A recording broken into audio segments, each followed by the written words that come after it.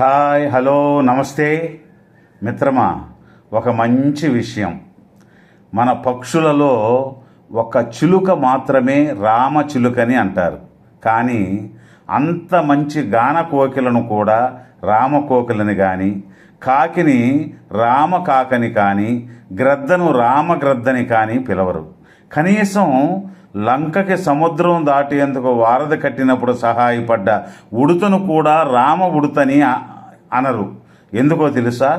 ఆడచిలుకైనా మగచిలుకైనా అవి ఒకసారి జంట కడితే ఇంకొక చిలుక సాన్నిహిత్యాన్ని కోరుకోవు. రాముడు ఏకపత్ని వ్రతుడు, అదేవిధంగా చిలుక కూడా. అందుకని చిలుకని మాత్రమే రామచిలుక అని అంటారు. ఒక ఆడచిలుక ఒక మగచిలుకతోనే జీవిస్తుంది, ఒక మగచిలుక అయితే ఒక ఆడచిలుకతోనే జీవిస్తుంది. ఒకవేళ ఏ చిలుకైనా మరణిస్తే ఒంటరిగానే జీవిస్తాయి. మనుషుల్లాగా మరో చిలుకతో సహజీవనం చేయవు. కాబట్టి చిలుక రామచిలుక అయ్యింది మిత్రమా. ఈ ప్రకృతిలో మిగతా జీవరాశులే కాదు, మనుషులు కూడా అలా లేరు. కాలానికి తగ్గట్టుగా బతుకుతున్నారు. చిన్న వయసులోనే కాదు, వయసైన వారు కూడా ఆడ మగ తేడా లేకుండా పునర్వివాహం చేసుకొని జీవిస్తున్నారు. ఎందుకంటే తోడు లేకుండా మనవారు బతకలేరు కాబట్టి. కానీ ఆ శ్రీరాముని తరువాత చిలుక మాత్రమే రాముడంటి గొప్ప జీవి రామచిలుక.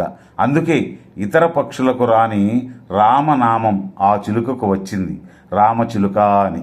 ఇంకొక విషయం, కాలం ఎలా మారిపోయిందో చూడు మిత్రమా. గుడికి వెళ్ళే మగవాళ్ళ సంఖ్య, జిమ్ముకు వెళ్ళే ఆడవాళ్ళ సంఖ్య పెరిగిపోయింది.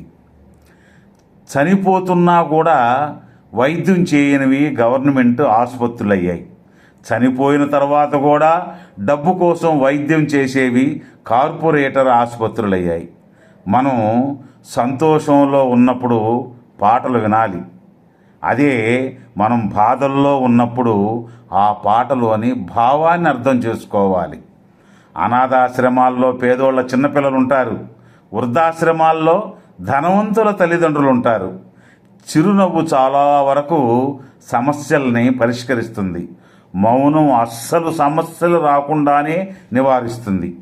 పూజలు వ్రతాలు చేసి మనం దేవుడి కోసం వెతుకుతాం, కానీ దానం మాత్రం చేస్తే ఆయన మన కోసం వెతుక్కుంటూ వస్తాడు. విజయం అంటే తినడానికి భోజనం లేని స్థాయి నుంచి తినడానికి సమయం లేని స్థాయి వరకు ఎదగడం అనేది. ఇది ముమ్మాటికి నిజం. దానికి నా స్నేహితుడే ఎగ్జాంపుల్.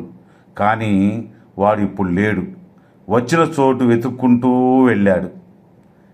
రేపు మళ్ళీ మరో ముఖ్యాంశంతో కలుసుకుందాం. ధన్యవాదాలు. జై హింద్.